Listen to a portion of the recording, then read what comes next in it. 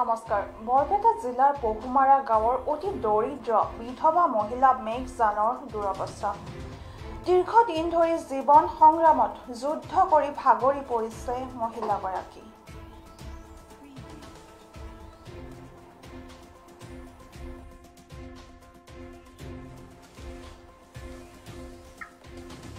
বৰপেটা জিলাৰ পহুমাৰা গাঁৱৰ এগৰাকী বিধৱা মহিলা যিয়ে বহু দিন ধৰি জীৱন সংগ্ৰামত যুদ্ধ কৰি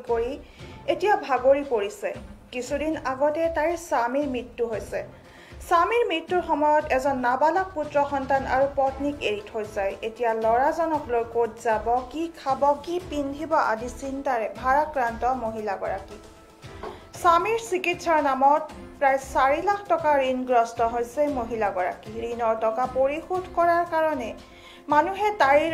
শৰীৰৰ অংগ বিক্ৰী কৰি ঋণ পৰিশোধ কৰিবলৈ হেঁচা প্ৰয়োগ কৰিছে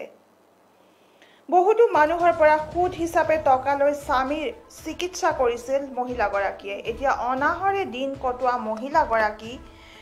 কেনেকৈ পৰিশোধ কৰিব পাৰিব বৃহৎ পৰিমাণৰ ঋণ এতিয়া ভুক্তভোগী দৰিদ্ৰ মহিলাগৰাকীয়ে অসমৰ দানশীল ব্যক্তি তথা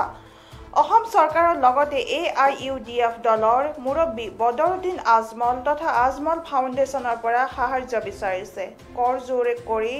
মহিলাগৰাকীয়ে অসমৰ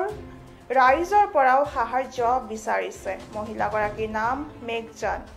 গাঁও পহুমাৰা থানা বৰপেটা জিলা বৰপেটা মহিলাগৰাকীৰ phone number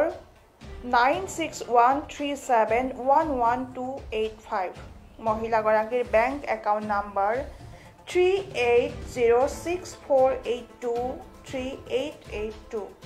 IFC code FSBIN 0014617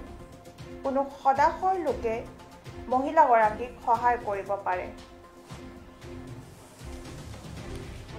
আজমলের কাছে কিছু সাহায্য চাই অসম সরকারের কাছে কিছু সাহায্য চাই আমি রাজ্যের কাছেও কিছু সাহায্য চাই আপনি কিহর কারণে সাহায্য বিচারি আছে আমার স্বামীর মৃত্যু হয়েছে আমি বহুত দুখিয়া মানুষ আমি চলবার নোৱাৰে আমার চলবার কোনো বুদ্ধি নাই কিমান দিন হল আপনার স্বামী কোন মৃত্যু হয়েছে 1 বছর মান হল 1 বছর হয়েছে এতিয়া আপনি কিমান টাকা ঋণ হয়েছে 4 লাখ টাকা ঋণ হয়েছে বহুত জায়গা নিয়ে ঘুরছো চিকিৎসা করছো কোথাও ভালো হওয়া নাই এতিয়া আমার জরিয়তে অসম সরকারক আপনি কি কব অসম সরকার আমার কিছু সাহায্য দিব বদরুদ্দিন আজমল কিছু সাহায্য দিব আমারে কিছু সাহায্য অনুরোধ করি আপনি সাহায্য বিচারি আছে কিছু সাহায্য বিচারি আছি আপনার ঘর কত আমার ঘর পহুমারা পালহাজির লগতে পহুমারা ডিস্ট্রিক্ট টু কি ডিস্ট্রিক্ট হয় বরপেটা গাঁওর নাম পহুমারা থানা বরপেটা এই রাস্তা দিয়ে অনেক ঘুরি আছে তারপর আমি মাতি আনিলো আনার পিছত সুধিলো মানে মানে বহুত দুখীয়া এর হাজবেণ্ডজনক মানে চিকিৎসা কৰি 4-5 লাখ টাকা ঋণ হয়েছে সেইকাৰণে পাগলেৰ নিচিনা ঘুৰি আছে আমি আনি মানে আপোনালোকৰ জৰিয়তে ইয়াৰ কথা শুনি অসমৰ ৰাইজ তথা অসম চৰকাৰ আৰু বদৰুদ্দিন আজমলৰ ওচৰত আমি ইয়াৰ কাৰণে অলপ সাহায্য বিচাৰিলো যাতে ইয়াক কিছু সাহায্য কৰি ইয়াৰ যেটো বাঁচি থকাৰ কাৰণে আৰু এই ঋণ পৰিশোধ কৰাৰ কাৰণে যাতে কিবা সুবিধা কৰি দিয়ে অসম চৰকাৰ বদৰুদ্দিন আজমল আৰু অসমৰ ৰাইজ এইখিনি এই ৰাস্তা দিয়ে অনেক ঘুৰি আছে তাৰপৰ আমি মাতি আনিলো আনাৰ পিছত সুধিলো মানে মানে বহুত দুখীয়া এৰ হাজবেণ্ড